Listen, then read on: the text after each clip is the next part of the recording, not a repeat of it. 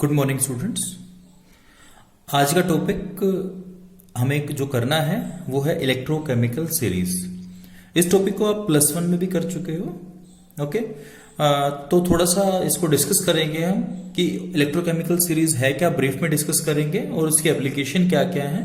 Okay, so standard reduction potential को हमने इससे पहले स्टैंडर्ड एज्यूम किया था, क्योंकि हमें ऑक्सीडेशन पोटेंशियल और रिडक्शन पोटेंशियल में से एक को स्टैंडर्ड एज्यूम करना था, क्योंकि बेस एक ही हो सकता है। ओके, तो लेटेस्ट साइन कन्वेंशन के अकॉर्डिंगली हमें यह पता होना चाहिए कि the electrode at which reduction takes place with respect to standard hydrogen electrode, SHE जो बोला था हमने, has reduction potential which is taken to be positive. Okay, और ये बाय साइन कन्वेंशन है। कन्वेंशन का मीनिंग क्या होता है कि जो हमने एज्यूम कर लिया है। ओके, तो जो SHE स्टैंडर्ड हाइड्रोजन इलेक्ट्रोड जो हमारे पास है उसके कंपैरेटिवली अगर कहीं रिडक्शन होती है, ओके, तो मैं उसको पॉजिटिव रख के चलता हूं। ओके, और जिसमें स्टैंडर्ड हाइड्रोजन इलेक्ट्रोड के कंपैरेटिवली कितना रिडक्शन के लिए, और अगर स्टैंडर्ड हाइड्रोजन इलेक्ट्रोड के कंपैरेटिवली कहीं ऑक्सीडेशन होती है तो मैं उसको नेगेटिव रख के चलता हूं। ओके, तो इस तरह से जो मेरे पास सीरीज आई है इलेक्ट्रोकेमिकल सीरीज, उसको चेक कर लेते हैं एक बार हम। ये हमारे पास है इलेक्ट्रोकेमिकल सीरीज जिसमें standard reduction potential means reduction potential को हमने एज्यूम किया है स्टैंडर्ड। ओके, तो अगर हम इसमें चेक करते हैं, इस सीरीज में चेक करते हैं, तो हाइड्रोजन आपको बिल्कुल सेंटर में मिल रहा है, नियरली सेंटर में मिल रहा है, बिल्कुल तो नहीं कह सकता मैं। ओके, और उससे ऊपर जो है आपके पास वो क्या है, माइनस में जा रहा है, और नीचे अगर आता हूं मैं तो मैक्सिमम प्लस में जा रहा है। यहां से आप ये भी चेक कर सकते हैं कि जो रिडक्शन होना है, reduction means gain of electrons. Okay, तो गेन ऑफ इलेक्ट्रॉन की अगर बात करूंगा तो लिथियम में बड़ी ही मुश्किल से होता है, क्योंकि लिथियम खुद मेटल है। ओके, और लिथियम अगर मेटल है इट मींस को इलेक्ट्रॉन देना मुश्किल होता है मेरे लिए। तो इस कारण क्या होगा कि इसका रिडक्शन बड़ी मुश्किल से होगा। ओके, और मुश्किल से होगा तो उतना माइनस में चला जाएगा। इसी तरह अगर लोअर मोस्ट पोर्शन में अगर चेक करता हूं मैं, तो यहां क्या मेरे पास फ्लोरीन है। Okay, fluorine easily electron gain कर लेता है। ओके, इट मींस ये आसानी से होने वाला है, तो उसका स्टैंडर्ड रिडक्शन पोटेंशियल ई नोट जो होगा वो प्लस में होगा। ओके, तो अब मुझे ये पता है कि मैं लोवेस्ट स्टैंडर्ड रिडक्शन पोटेंशियल की लोवेस्ट वैल्यू से बढ़ता हुआ आ रहा हूं, इंक्रीजिंग ऑर्डर में आ रहा हूं। ओके, उसके बाद माइनस में वैल्यूज थी तो 0 होगी, 0 के बाद फिर वो प्लस में आगे बढ़ती चली गई। ओके, और अगर मैं ऑक्सीडाइजिंग और रिड्यूसिंग एजेंट की बात करूं तो मेरे को यह पता है जिसका ऑक्सीडेशन होना है वो एक अच्छा रिड्यूसिंग एजेंट होगा। ओके, और अच्छा रिड्यूसिंग एजेंट अगर होगा तो उस केस में मैं ये कह सकता हूं कि उसका ऑक्सीडेशन आसानी से होने वाला है। ओके, तो अब लोवेस्ट पोर्शन जो है, लोवेस्ट पोर्शन में मेरे को ये पता है this fluorine is gaining electron, electron gain कर रहा है। इट मींस इसका खुद का रिडक्शन हो रहा है। ओके, रिडक्शन होगा तो सबसे अच्छा ऑक्सीडाइजिंग एजेंट होगा ये। ओके, इसी तरह से अगर मैं लिथियम की बात करता हूं तो लिथियम आसानी से इलेक्ट्रॉन गेन नहीं करता, इट मींस ये तो इलेक्ट्रॉन लूज करता है, और अगर इलेक्ट्रॉन लूज करेगा तो उस केस में क्या होगा, इसका खुद का अपना ऑक्सीडेशन होगा। It means this is a good reducing agent. It means नीचे वाले पोर्शन में हाईएस्ट ऑक्सीडाइजिंग एजेंट है। ओके, और अपर पोर्शन में जो मेरे पास क्या है, हाईएस्ट रिड्यूसिंग एजेंट है। इट मींस नीचे से ऊपर अगर जाता हूं तो मेरा रिड्यूसिंग एजेंट कैरेक्टर बढ़ता है। ओके, और अगर ऊपर से नीचे आता हूं तो मेरा ऑक्सीडाइजिंग कैरेक्टर बढ़ता है। ओके, तो इस तरह से अब मैं क्या जा रहा हूं, अब मैं जा रहा हूं एप्लीकेशन ऑफ इलेक्ट्रोकेमिकल सीरीज के लिए। तो फर्स्ट जो एप्लीकेशन है वो है comparison of relative oxidising and reducing powers, जो अभी थोड़ी देर पहले हमने डिस्कस किया है। ओके, तो उसमें जो अपर पार्ट है उसके अंदर this is highest having highest reducing agent. Okay, सबसे ज्यादा रिड्यूसिंग एजेंट पावर होती है इसकी, और नीचे वाला जो पार्ट होता है उसकी ऑक्सीडाइजिंग पावर मैक्सिमम होती है। ये हम डिस्कस अभी कर चुके हैं। ओके, जो सेकंड मैं बात करना चाहता हूं that is comparison of relative activity of metals. Okay, तो रिलेटिव एक्टिविटी ऑफ मेटल की एक मेटल दूसरे मेटल के कंपैरेटिवली कितना ज्यादा एक्टिव होगा। ओके, तो अब मेटल की एक्टिविटी की अगर बात करते हैं तो मेटल की एक्टिविटी डिपेंड किस पे करती है? इलेक्ट्रॉन लूज करने की पावर के ऊपर, और लूज करने का पावर का मतलब ऑक्सीडेशन के ऊपर, और या मैं कह सकता हूं ऑक्सीडेशन पोटेंशियल के ऊपर। ओके, तो जितना ऑक्सीडेशन पोटेंशियल आपके पास हाई होगा उतना ही आसानी से इलेक्ट्रॉन का लॉस आसानी से होने वाला है। ओके, और जितना इलेक्ट्रॉन लॉस आसानी से होगा उतनी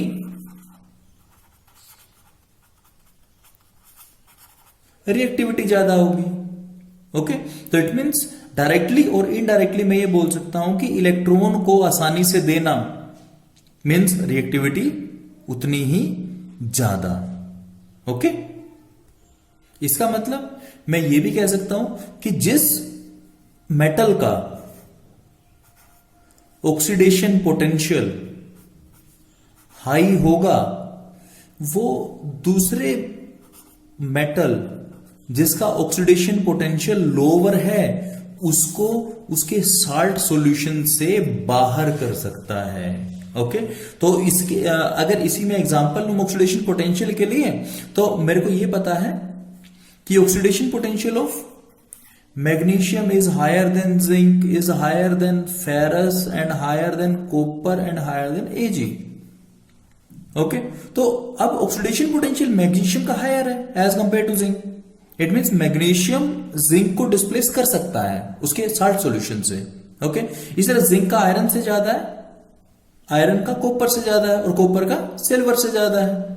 ओके, इट मीन्स उन सॉल्यूशंस के अंदर अगर मैग्नीशियम और आयरन का सॉल्यूशन मेरे पास है, ओके, मैग्नीशियम और आयरन का मैं एक सेल बनाना चाहता हूं, इसके अंदर आयरन का मेरे को साल्ट लेना पड़ेगा और मैग्नीशियम उसको रिप्लेस कर सकता है, डिस्प्लेस कर सकता है, डिस्प्लेसमेंट रिएक्शन शो करता है।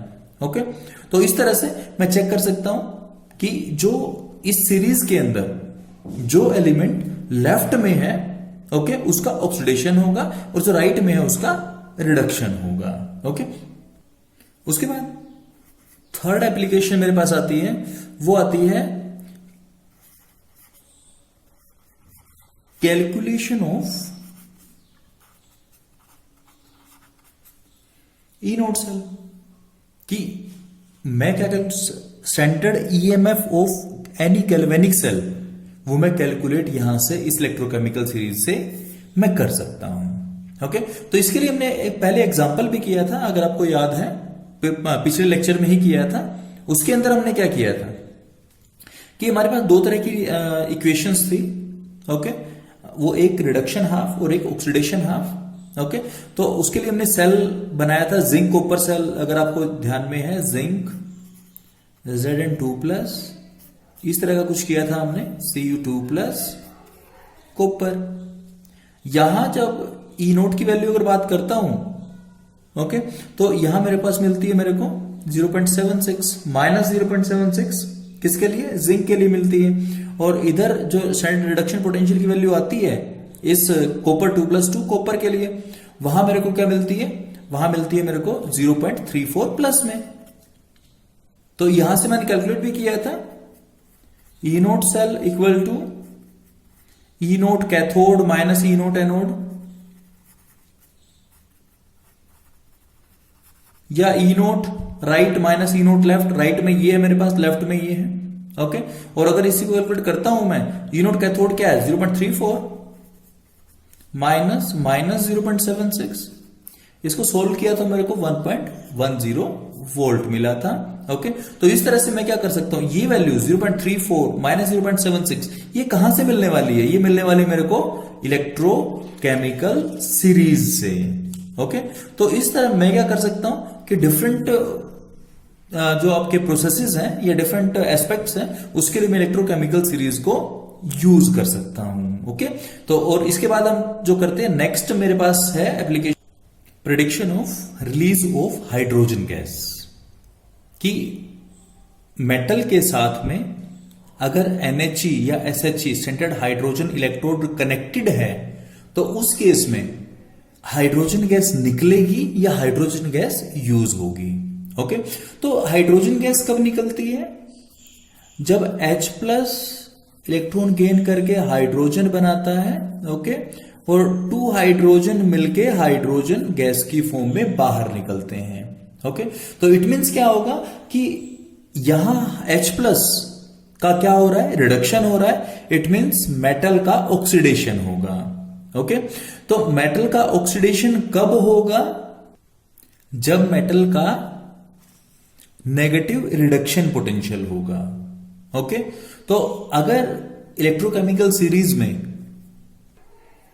जो एलिमेंट हाइड्रोजन से ऊपर लाई करता है, ओके, मींस जिसका स्टैंडर्ड रिडक्शन पोटेंशियल 0 के कंपैरेटिवली मींस हाइड्रोजन के कंपैरेटिवली नेगेटिव है, ओके, वो क्या करेगा, वो स्टैंडर्ड हाइड्रोजन इलेक्ट्रोड से हाइड्रोजन गैस को एलिमिनेट आउट करवा सकता है।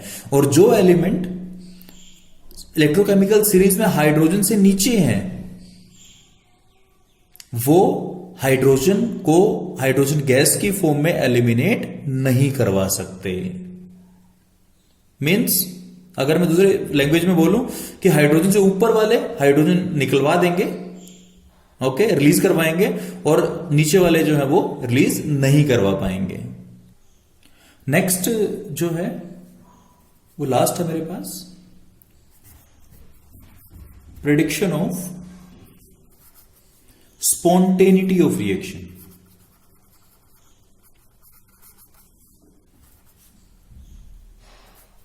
रिडॉक्स रिएक्शन कहूं स्पेसिफिकली अगर मैं, क्योंकि रिडॉक्स रिएक्शन के बारे में ज्यादा बात होगी यहां पे। ओके, तो अब बात है स्पॉन्टेनिटी। मैंने थोड़ी देर पहले क्या कैलकुलेट किया था, ई नोट सेल, ठीक है, वो कैलकुलेट किया था मैंने, ई कैथोड माइनस ई एनोड, ऐसा कुछ पढ़ा था हमने।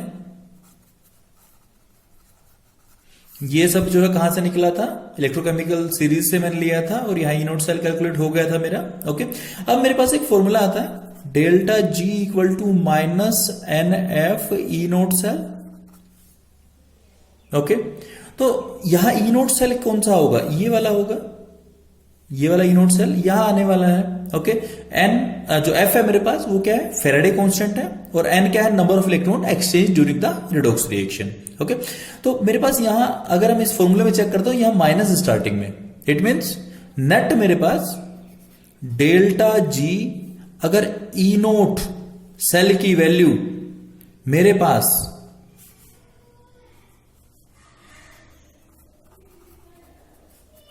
पॉजिटिव है तो उस केस में मेरा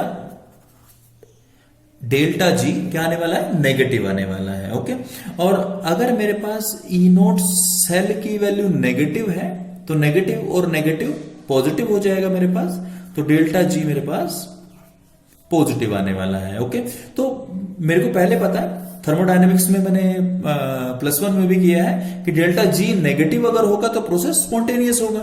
okay, it means redox reaction spontaneous होगी, और डेल्टा जी पॉजिटिव होगा तो ये नॉन स्पॉन्टेनियस होगा। ओके, तो इस तरह मैं कह सकता हूं डेल्टा जी नेगेटिव कब होगा, जब ई नोट सेल पॉजिटिव होगा। ओके, तो मैं ये बोल सकता हूं कि इनडायरेक्टली इलेक्ट्रोकेमिकल सीरीज मेरे को यह बता रही है कि अगर उससे कैलकुलेटेड ई नोट सेल पॉजिटिव आता है तो मेरा प्रोसेस स्पॉन्टेनियस है, क्योंकि उससे डेल्टा जी नेगेटिव चला जाता है। ओके, और अगर यही ई नोट सेल नेगेटिव होगा तो नेट डेल्टा जी पॉजिटिव हो जाएगा, तो मेरा प्रोसेस नॉन स्पॉन्टेनियस हो जाएगा। तो ये थी मेरे पास application of electrochemical series. Okay, और एक छोटी सी एप्लीकेशन और रह जाती है इसके अंदर। उसमें क्या होता है कि हम मिनिमम वोल्टेज कैलकुलेट कर सकते हैं जिसमें किसी साल्ट सॉल्यूशन का इलेक्ट्रोलिसिस करने के लिए। ओके, तो वो जो वैल्यू है वो ज्यादा एप्लीकेबल तो नहीं, छोटी सी एप्लीकेशन है। इसके बाद थोड़ा सा अगर आप रीड कर लोगे तो कोई दिक्कत नहीं है उस चीज के लिए। ओके, तो उसके बाद चल रहे हैं आगे इस चैप्टर का मेन पार्ट जिसको बोलते हैं effect of electrolyte concentration and temperature on the electrode potential. कि इलेक्ट्रोड पोटेंशियल के ऊपर ये पार्ट मेरा कंप्लीट है। ओके, तो अब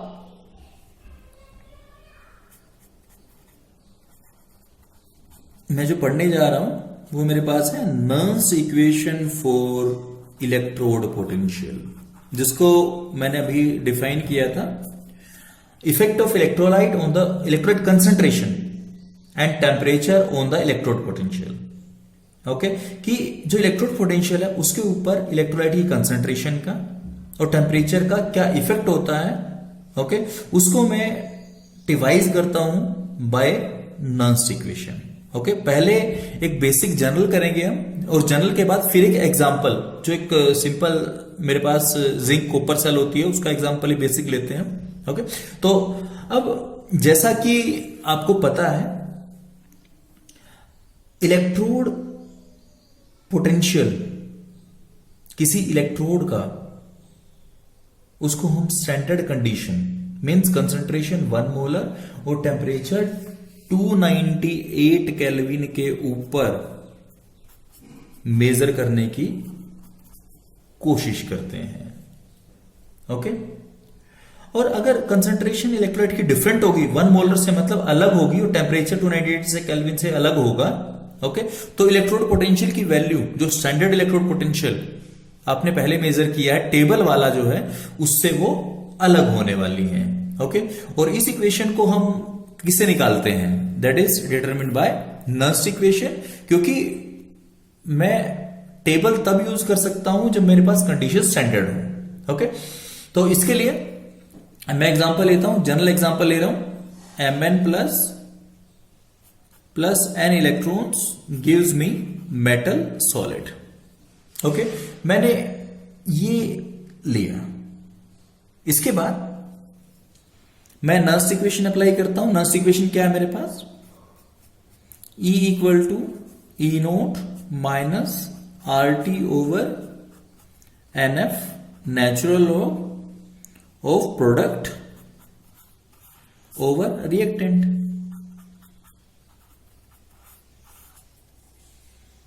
ये हो जाएगा मेरे पास। ओके, यहां क्या है?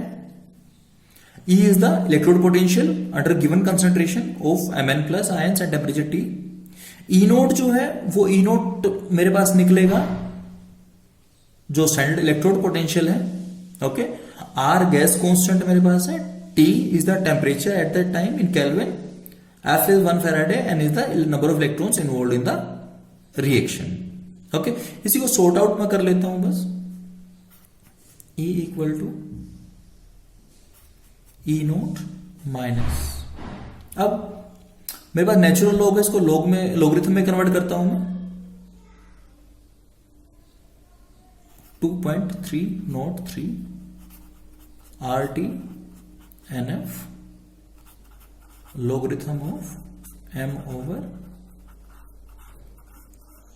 Mn प्लस ये हो जाता है मेरे पास। ओके, R कांस्टेंट है 8.314, जो टेम्परेचर होगा आपके पास 298 केल्विन में रख लेता हूं। ओके, और फेराडे जो है वो होगा 96500। n वेरिएबल है मेरे पास क्योंकि डिफरेंट रिएक्शंस में अलग अलग होता है। ओके, तो उनकी वैल्यूज R इक्वल टू 8.314 रख लेता हूं मैं, T इक्वल टू 298 केल्विन रख लेता हूं मैं, F इक्वल टू 96500 कूलम्स रख लेता हूं मैं। ओके, तो अगर ये रखता हूं मैं तो E equal to E naught minus 2.303 into R 8.314 into temperature 298 over N into 96500 logarithm of M solid है ओके, तो सॉलिड सब्सटेंस का रिडक्शन पोटेंशियल, मैं इसको एक्सेस कंसंट्रेशन 1 एज्यूम कर लेता हूं, 1 एच की, और ओवर Mn प्लस, ये आता है मेरे पास। ओके, और इसी को अगर सॉर्ट आउट कर लूं तो E equal to E naught minus 0.0591 over N logarithm of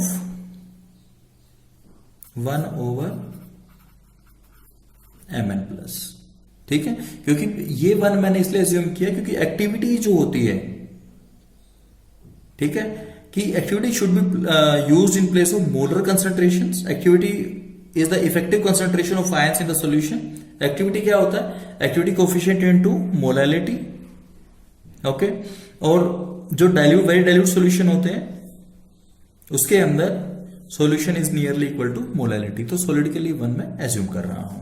okay, अब इसी जो इक्वेशन मेरे पास है इसको मैं अप्लाई कर रहा हूं किसके ऊपर? वो अप्लाई कर रहा हूं एक सिंपल एग्जांपल। यहां हम बेसिक इक्वेशन ले रहे हैं, जिंक प्लस Cu2 प्लस, जो बेसिक डेनियल सेल होती है हमारी। ओके, उसमें Zn2 प्लस और कॉपर बनता है। ओके, तो यहां से Zn Zn2 प्लस ये सेल राइटअप किए हमने। ओके, उसके बाद हमें पता है कि ये क्या है? एनोड, और ये हमारे पास क्या है? कैथोड है। हमारे पास रिडक्शन हो रहा है वहां पे। ओके, तो इक्वेशन को चेक कर लेते हैं जो हमने लास्ट में इक्वेशन राइटअप की थी। ओके, तो उसके अंदर E जो होगा, अब अप्लाई कर लेते हैं हम इस इक्वेशन को। E सेल बोल सकता हूं मैं उसको, equal to E nought. E nought cell क्या होता है? E nought cathode minus E nought anode. तो E नोट कैथोड क्या है? Cu2 plus. E nought cathode minus E nought anode बोल सकता हूं मैं इसको। ओके, तो इसकी जगह ये वैल्यू आ जाएगी उसके minus 0.0591 over total electron exchange कितने मेरे पास? 2 into logarithm of what? Product over reactant. Product में क्या है मेरे पास? Zn2 प्लस है, कॉपर है, ओवर रिएक्टेंट में Zn है मेरे पास, और Cu2 प्लस है। ओके, तो मेरे को पता है कि कॉपर और जिंक सॉलिड स्टेट में है, तो सॉलिड स्टेट में इनकी एक्टिविटी या कंसंट्रेशन 1 एज्यूम कर सकता हूं मैं। तो मेरा जो इक्वेशन है, नस्ट इक्वेशन, वो बन सकती है E nought cathode minus E nought anode. E nought cell लिख लूं इसको मैं, माइनस 0.0591 ओवर 2 लॉगरिथम ऑफ, ये 1 हो जाएगा, ये 1 हो जाएगा, तो Zn2 plus over Cu2 plus हो जाती है मेरे पास। ओके, और अगर किसी जनरल रिएक्शन को मैं एज्यूम करके चलता हूं तो उस केस में फॉर ए जनरल रिएक्शन क्या है मेरे पास?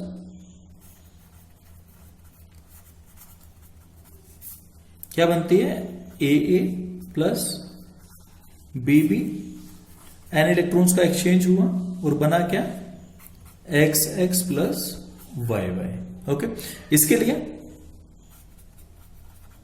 E cell equal to E nought cell minus 0.0591 over N logarithm of product x की पावर x, y की power y over capital A की power small a, capital B की power small b हो जाती है मेरे पास। ओके, तो इस तरह मैं क्या कर सकता हूं? इस तरह 25 डिग्री सेल्सियस के ऊपर ये सब जो है, क्योंकि टेम्परेचर मैंने रखा है 298 केल्विन, तब ये वैल्यू मेरे पास आई है। ओके, तो इस तरह से मैं क्या कर सकता हूं कि 298 केल्विन के ऊपर डिफरेंट रिएक्शंस के लिए मैं ई सेल की वैल्यू नर्स इक्वेशन को अप्लाई करके निकाल सकता हूं। ओके, और ये चीज हमेशा माइंड में रखनी होती है कि जो लॉग टर्म है, ओके, वो इक्विलिब्रियम कांस्टेंट के एक्सप्रेशन के लिए सेम है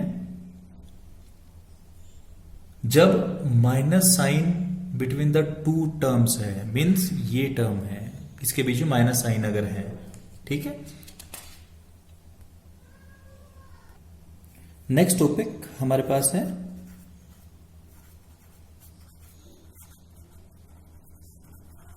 कंसंट्रेशन सेल्स। ओके, तो कंसंट्रेशन सेल वो सेल होती है जिसके अंदर सेम मटेरियल के दो इलेक्ट्रोड्स होते हैं, but concentration of electrolyte in them is different. Okay, means कि जो आपके पास कंसंट्रेशन है इलेक्ट्रोलाइट की वो उनमें डिफरेंट हो। ओके, या फिर ये भी कह सकते हैं कि दो इलेक्ट्रोड अलग अलग टाइप के हों पर उनको इलेक्ट्रोलाइट के सेम सॉल्यूशन में डिप कर दिया गया हो।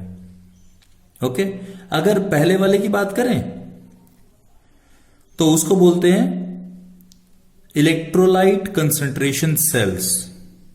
ओके, मींस उसमें दो इलेक्ट्रोड सेम मटेरियल के हैं और concentration of electrolyte is different, that's why they are called electrolyte concentration cells. और सेकंड वाला जो बात कर रहा हूं जिसमें इलेक्ट्रोड्स की कंसंट्रेशन अलग अलग है और वो उनको सेम सॉल्यूशन में अगर डिप कर रहे हैं उनको बोलता हूं मैं इलेक्ट्रोड कंसंट्रेशन सेल्स बोलता हूं मैं उनको। ओके, तो इस तरह के जो होते हैं उनके बारे में थोड़ा सा एक जिंक इलेक्ट्रोड जो है एग्जांपल लेके मैं डिस्कस कर लेता हूं थोड़ा सा इस बारे में। अब यहां मेरे पास अगर मैं चेक करता हूं तो उस केस में मिलेगा मेरे को पीछे पोरस पार्टीशन दे रखी है इन्होंने। ओके, इधर मेरे पास है जिंक सल्फेट जिसकी कंसंट्रेशन C1 है, इधर जिंक सल्फेट सॉल्यूशन है जिसकी कंसंट्रेशन C2 है, but C2 is greater than C1, means concentration of electrolyte जो मेरे पास है वो डिफरेंट है।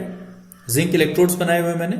ओके, तो उस केस में अगर मैं चेक करता हूं तो करंट मेरे इलेक्ट्रॉन्स फ्लो कर रहे हैं left to right. Okay, means conventional current कहां से कहां फ्लो कर रहा है, राइट टू लेफ्ट फ्लो कर रहा है। ओके, और इसी के लिए अगर मैं एक सेल इक्वेशन या you can say representation of cell अगर मैं लिखना चाहूं तो मैं किस तरह लिख सकता हूं वो चेक कर लेता हूं एक बार। ओके,